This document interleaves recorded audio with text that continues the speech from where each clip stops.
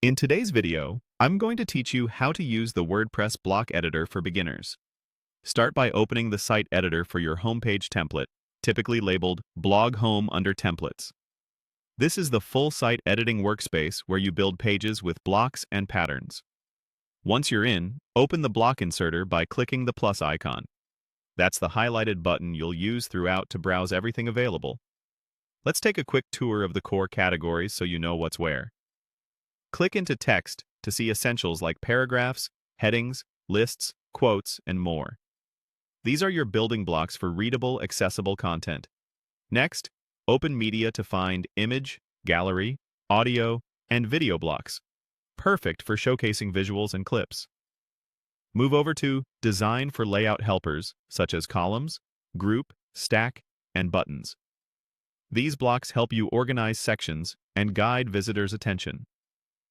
Open Widgets to access items like search, latest posts, and shortcode, all useful for dynamic content. Then check out Theme, which includes site elements such as navigation, site title, and query loop.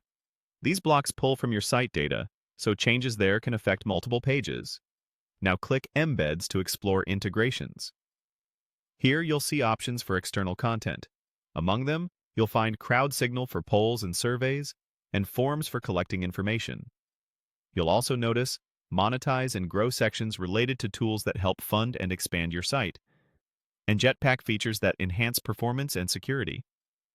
You don't need to configure anything right now. This is just to familiarize you with what's included. Switch to Patterns to browse professionally designed sections you can drop in with a click. Think hero banners, feature grids, and callouts.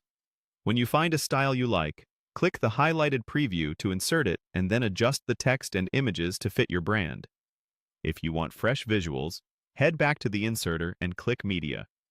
From here, choose Openverse for a wide selection of free, openly licensed images, or pick Pexel's free photos for high-quality stock photography.